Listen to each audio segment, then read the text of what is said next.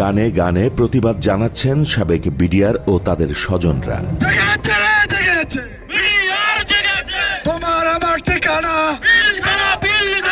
এছাড়া বিজিবি না BDR, BDR BDR, তোমার আমার ঠিকানা পিলখানা পিলখানা, ভারতের আগ্রাসন মানি না মানব না, এমন সব স্লোগানেও শহীদ মিনার মুখরিত করে রাখে সাবেক বিডিআর ও তাদের পরিবারের সদস্যরা। আমরা কালকে আমাদের এক সাথী ভাইকে হারিয়েছি। এই ঈশ্বরীরা শাসকে এখনো যে দোসররা আছেন, ৬টি মাস ধরে তারা গভর্নমেন্ট পরিচালনা করতেছে। তাদেরকে আমরা এখানে এসে বসিয়েছি হাজারো শহীদের রক্তের বিনিময়ে বাংলাদেশে এনে তাদেরকে শুধু বসিয়েছি, তারা যেন আমাদের দেশটাকে সুন্দরভাবে পরিচালনা করে। আজকের এই বিচারকে আপনারা প্রশ্নবিদ্ধ করেছেন। আপনারা যেভাবে অন্যায়ভাবে দায় চাপিয়ে বিডিআরকে জেল জরিমানা করেছেন, আমরা সেই দায় থেকে মুক্ত হতে চাই। আইনমন্ত্রীকে বলে দিতে চাই, বিডিআর পরিবারদেরকে আইন শিখাবেন না, বিডিআর পরিবারদেরকে আইন শিখাবেন না, বিডিআরদেরকে আইন শিখাতে আসবেন না। পিলখানা হত্যাকাণ্ডের ন্যায় বিচার প্রতিষ্ঠার দাবিতে সারা দেশ থেকে শহীদ মিনারে জড়ো হন সাবেক বিডিআর ও তাদের পরিবারের সদস্যরা। কেন্দ্রীয় শহীদ মিনারে মঙ্গলবার সকাল থেকেই পূর্ব ঘোষিত এই গণসমাবেশে আসতে শুরু করে তারা। সমাবেশ থেকে বন্দী বিডিআরদের কারামুক্তি, চাকরিচ্যুতদের পুনর্বহাল ও ক্ষতিপূরণের দাবিতে সার্বজনীন ঐক্যের ডাক দেন বক্তারা। মেজর তানভীর সাহেব যখন নিহত হতে চলছিলেন সেই দরবার হলে, তখন তার স্ত্রী তাকে কল দিয়েছিল, সর্বশেষ কল। সেখানে তাসনুবা ম্যাডাম বলেছিল, তোমার কি অবস্থা?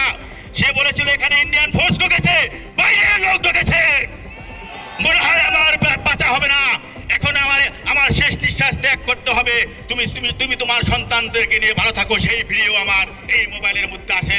আপনারা যদি প্রমাণ দেখতে চান, আমি আমার বক্তব্য শেষে দেখিয়ে দেব। নবীজির একটা কথা ছিল না যে যুদ্ধের সময় যদি আপনার গায়ে আঘাত লাগে, আমার ছেলেটাকে আপনারা উঁচা করে ধরবেন। এই জন্য দেখেন, আমি আমার ছেলেকে নিয়ে আসছি। আপনাদের গায়ে যদি কোনো আঘাত আসে, আপনারা আপনাদের সামনে আমার ছেলেটাকে দিবেন, তবুও যেন আমার বাবা আমার কাছে ফিরে আসে। আমরা আর কোনো ভাইকে জেলখানায় হারাতে চাই না। আমরা চাই আমাদের সমস্ত নিরপরাধ ভাইদেরকে জেল থেকে মুক্তি দেওয়া হোক, আমাদের চাকরিতে পুনর্বহাল করা হোক, আমাদের চাকরিতে পুনর্বহাল করে আমাদের সম্পূর্ণ রাষ্ট্রীয় সুযোগ সুবিধা দেওয়া হোক।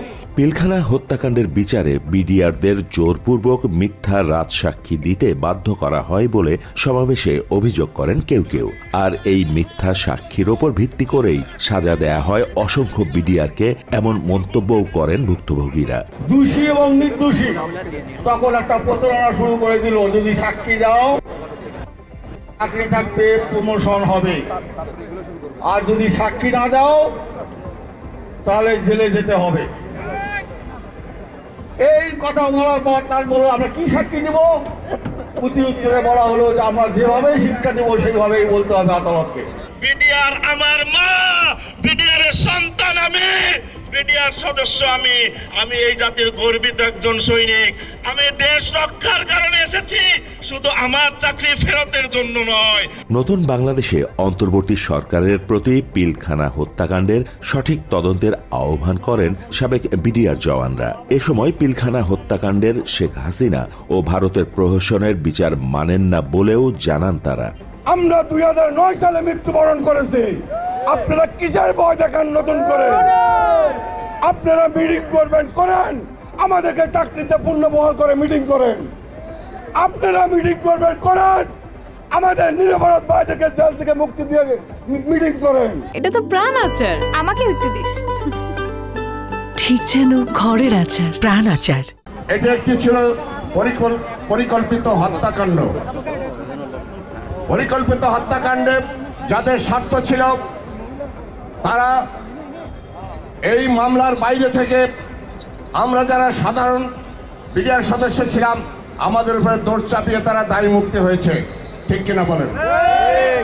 নিজেদের বক্তব্যে তারা আরও জানান, কোনো বিডিআর যদি সত্যিকারের অর্থেই অপরাধী হয় তবে তার শাস্তি হোক। একই সঙ্গে পুনঃতদন্তের মাধ্যমে কেউ নিরপরাধ প্রমাণিত হলে তার দ্রুত মুক্তির দাবি জানান বিডিআর স্বজনরা।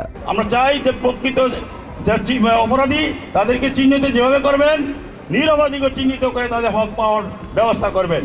আমাদের কথাগুলো বুঝুন, আমাদের নিরপরাধ বিডিআরকে মুক্তি দিয়ে আমাদের সম্মান ফিরিয়ে দিন, আমরা যেন চাকরিতে আবার পুনরায় যেতে পারি সেই ব্যবস্থা আপনারা করুন। স্বরাষ্ট্র উপদেষ্টা, আইন উপদেষ্টা, প্রধান উপদেষ্টা মহোদয়কে স্মারকলিপি প্রদান করা হয়েছে।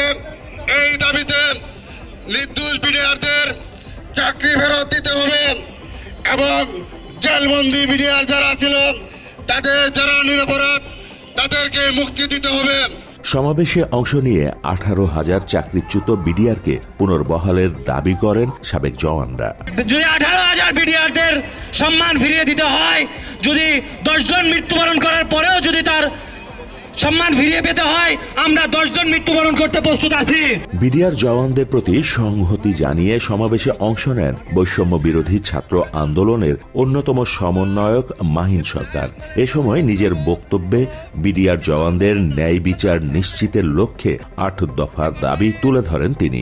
দাবিগুলোর মধ্যে রয়েছে সামারি কোর্ট গঠনের মাধ্যমে চাকরিচ্যুত বিডিআরদের পুনর্বহাল, প্রহসনমূলক বিস্ফোরক মামলা প্রত্যাহার, পিলখানা হত্যাকাণ্ডের সঠিক কারণ উদ্ঘাটন করে প্রকৃত অপরাধীদের শাস্তি নিশ্চিতকরণ, পিলখানা হত্যাকাণ্ডে নিহতদের স্মরণে জাতীয় দিবস ঘোষণা সহ আরো বেশ কয়েকটি গুরুত্বপূর্ণ বিষয়। পিলখানা হত্যাকাণ্ডে সকল শহীদের স্মরণে জাতীয় দিবস ঘোষণা করতে হবে এবং শহীদ পরিবারের সর্বপ্রকার নিরাপত্তা নিশ্চিত করতে হবে। আপনারা কি এই দাবি দাওয়াগুলোর সাথে একমত? আপনারা কি একমত?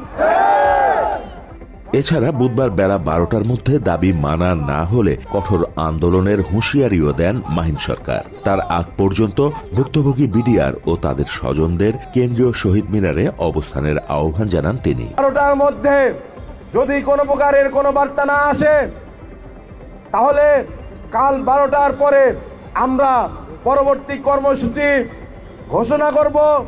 ততক্ষণ পর্যন্ত আপনাদের এইখানে অবস্থান করার জন্য অনুরোধ করা যাচ্ছে। পিলখানা হত্যার ঘটনায় বিস্ফোরক আইনের মামলায় এখনো কারাবন্দী আছেন 300 বিডিআর জওয়ান। এর আগে গত জানুয়ারি মাসে 150-র উপরে বিডিআর জওয়ানকে বিস্ফোরক মামলায় জামিন দেয়া হয়। 2009 সালের 25 ও 26শে ফেব্রুয়ারি বিডিআর বিদ্রোহের ঘটনায় 57 জন সেনা কর্মকর্তা সহ 74 জন নিহত হন। এই ঘটনায় 15 জনের মৃত্যু হওয়ায় উচ্চ আদালতে মোট 835 আসামির শুনানি শুরু হয়। 2017 সালে হাইকোর্টের রায় অনুযায়ী 139 বিডিআর জওয়ানের মৃত্যুদণ্ডের আদেশ জারি হয়। এছাড়া 185 জনের যাবজ্জীবন কারাদণ্ড এবং বিভিন্ন মেয়াদে সাজা হয় 228 জনের, খালাস দেয়া হয় 283 জনকে। পিলখানা হত্যাকাণ্ডের পূর্ণাঙ্গ বিচার প্রক্রিয়া শেষ হয়নি এখনো। গত 15-16 বছরে অনেকের সাজা ভোগ শেষ হয়েছে, অনেকে অপেক্ষায়, আবার অনেকের মৃত্যুও হয়েছে। তবে বিষয়টি নিয়ে অনেক ধরনের আক্ষেপের জায়গাও রয়ে গেছে। ন্যায় বিচার নিশ্চিতে এখন নতুন মাত্রা যুক্ত হবে কিনা সেদিকে নজর থাকবে সামনের দিনগুলোতে। আমাদের যারা বিডিআর অফিসার ছিলেন, সেনা অফিসার, তাদের হত্যার সুষ্ঠু তদন্তের মাধ্যমে আসল হত্যাকারী যারা তাদের বিচারের দাবি জানাচ্ছি। স্বামীর ভালোবাসা, আমি সন্তানের তার বাবা ভালোবাসা থেকে বঞ্চিত হয়েছে। আমরা আশায় ছিলাম যে ও ফিরে আসবে, কিন্তু ফিরে আসে নাই, সে মারা গিয়েছে। দাউদ ইব্রাহিম, বাংলা এডিশন। সরকার চলে আসছে।